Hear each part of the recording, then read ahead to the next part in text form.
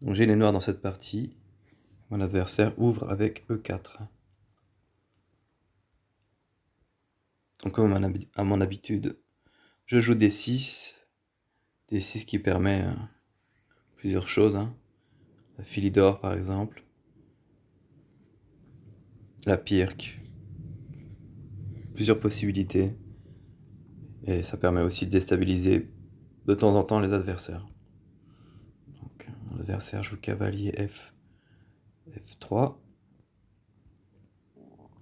Cavalier F6, j'attaque le pion et là, il pousse. Donc bon, c'est tout de suite un petit avantage pour moi car là, je m'empare du pion. Je pense, bon, voilà, alors comme l'ordinateur le montre, la meilleure solution, c'est de prendre le pion en E5. C'est ce qu'il fait. Et là, du coup, moi, de mon côté, je peux sortir un autre cavalier. Et ce qui fait que là, j'ai déjà 2 pièces de sortie et lui, une seule. D'où l'avantage. Donc là, il choisit de prendre. Et là, bon, bah, j'ai le choix entre prendre avec la dame et le fou. Mais les deux sont bien. Donc là, moi, j'ai pris avec le fou. Bon, on peut très bien prendre avec la dame. Et voilà, c'est pareil. Donc là, j'ai pris avec le fou. J'ai repris avec le fou. Et alors là, mon adversaire a fait C4. Du coup, moi, j'ai fait E5. Pas forcément le meilleur coup, mais bon, c'est jouable, c'est correct. Petit roc. J'ai fait fou C5. Développer de la meilleure des manières. À un moment, j'avais pensé à protéger ce pion en E5 avec le fou. C'était correct, mais bon, oui, comme l'ordinateur l'indique, le fou est quand même un peu mieux en C5. Mon adversaire a fait... du coup, il a fait A4. Bon, alors... Peut-être pour attaquer mon fou, mais c'est un peu... je sais pas, c'est pas un coup vraiment... je vois pas comment il peut justifier ce coup, finalement. Donc là, l'ordinateur me propose... On va voir ça. Alors là, moi, j'ai fait petit roc, mais l'ordinateur me propose... Cavalier G4. Je regarde juste cette ligne. Et ah oui, d'accord, là on commence déjà à mettre un peu de pression. Ouais. C'est un truc à retenir. Ouais, c'est vrai que là, on va échanger les dames, j'imagine, et avoir une meilleure structure. Ouais. Donc là, je sais pas ce que j'ai joué. J'ai joué C3, en fait, pour bloquer l'avancée. Alors je sais pas trop quoi jouer, en fait. Je voulais me projeter, et du coup, certainement le coup cavalier G4 m'a intéressé. Mais c'est pas ce que j'ai fait.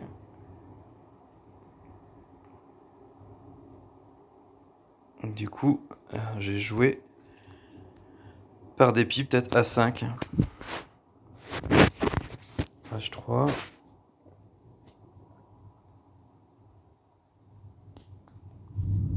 E4. Alors là, voilà, c'est pareil. C'est un coup, j'ai hésité à faire E4, mais je m'étais dit quand même, j'ai les fous braqués sur le roi.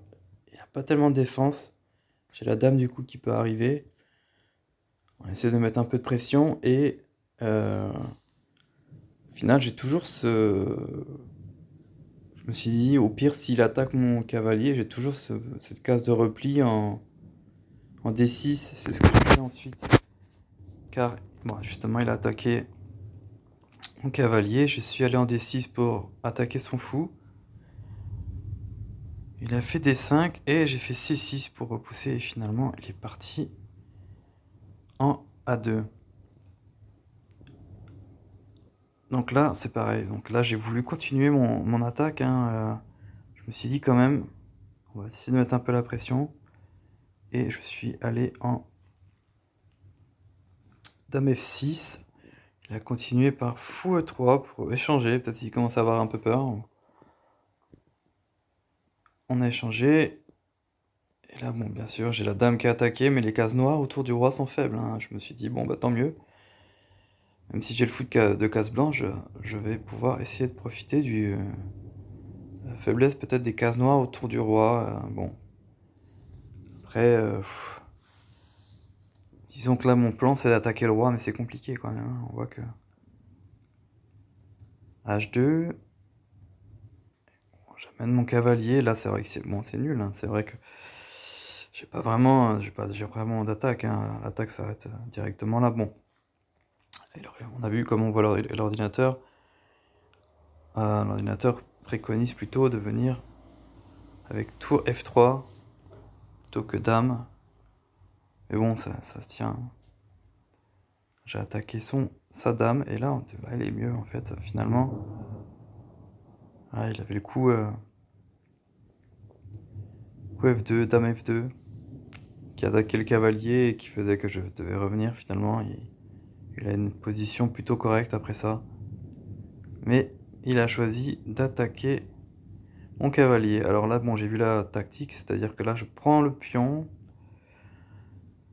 en D3, et derrière, s'il prend mon cavalier, moi j'ai la tour. Voilà, il a la tour en l'air, hein. Donc, c'est pas ce qui s'est passé, mais admettons, s'il fait l'erreur de prendre le cavalier, et ben j'ai la tour qui était en l'air. C'est pas ce qu'il a fait. Mais j'ai pris ce pion, et au final, bon, pas vu que simplement il avait... bon, il a fait cavalier, et là, je suis revenu donc, du coup,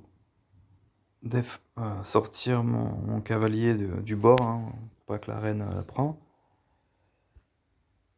Il a récupéré un pion, mais bon, moi j'ai pris ce pion. Alors là, j'ai vu que c'était risqué cette histoire. Et ça tenait là, finalement, l'ordinateur.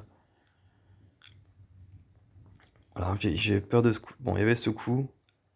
Mais au final, j'avais quand même tour E8 qui attaquait la dame et protégé par rayon X quelque part le cavalier en cavalier E3. Du coup, ça me permettait voilà, de m'en sortir. Mais là, j'ai eu un petit coup de pression parce que je me suis dit, bon, bah ça va pas le faire. Bon, alors voilà, ça c'est là qu'il perd la partie complètement, parce que là, il avait quand même... Il avait bien mieux, hein. Il avait juste simplement, hein, il pouvait continuer à mettre la pression ici. Et là, avec dame... Là, s'il prend ici, ouais, bah je prends la dame. Donc, du coup, oui, voilà, là on il égalisait carrément, et là... Donc là, on voit que le fou protège mon cavalier. J'ai un petit avantage encore, mais c'est pas net, hein.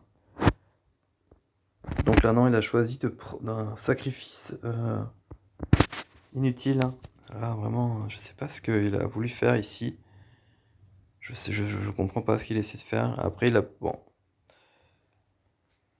il a pris ce fou, bon, il a sacrifié son fou, et au final, après avoir pris le cavalier, moi j'ai pu reprendre la tour en fait, hein, simplement, bon, il n'y avait rien du tout.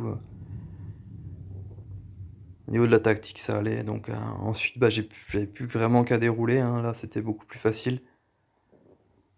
Donc la partie, a continué un peu. Donc là, j'attaque le pion B2. Enfin, j'attaque pas le pion B2. Mais bon, je commence à mettre un peu de pression sur le roi. Il est obligé d'amener sa tour en G1. J'ai pris le pion. Donc là, j'ai plus qu'à essayer de changer. Ensuite, j'ai fait voilà, fou E6. J'ai pas pris la meilleure case. Mais là, bon, voilà, j'attaque 3 fois le pion G2. Bon. Et là, j'ai commencé. Bon, j'ai échangé d'abord la tour. Et après, voilà, ça va se faire tout seul. Ouais, est-ce que c'est... Voilà, analyse peut peut-être s'arrêter déjà là, hein. J'ai attaqué le pion. Fou, attaquer le pion 2 fois. Le pion allait être perdu. J'ai pris le pion. Il a amené son roi sur la case C5. J'ai fait H5, échec. Et là, il est arrivé en B6. Et du coup, moi, j'ai fait H6 parce que là, du coup, j'avais plus qu'à échanger. Et Mon pion allait à dame, donc là voilà, ça s'appelle une simplification. Des fois, un truc à savoir, hein. Finalement, ce cavalier, on veut pas se prendre une vilaine fourchette ou quelque chose qui peut être embêtant. Et du coup, c'est pour ça qu'après le coup roi C7, simplement j'ai échangé et du coup la simplification fait que il n'y a plus aucun risque. Voilà. Finalement, j'ai poussé mon pion jusqu'à dame. Et là, il a abandonné au 44e coup. J'allais faire dame et même garder mon fou en plus. Voilà. La partie s'était terminée ainsi, donc là, ce qu'on peut dire là, c'est que j'ai mis un peu de pression. Il a peut-être pas dû échanger son fou de case noire à un moment donné là. C'était peut-être pas la meilleure solution parce que ensuite les cases noires étaient faibles, même si j'ai plus mon fou de case noire, j'avais quand même une petite attaque qui commençait à arriver avec le cavalier qui a mis assez de pression finalement pour pouvoir faire tomber mon adversaire. Donc bon, voilà, après cavalier. On va revenir peut-être à cet endroit.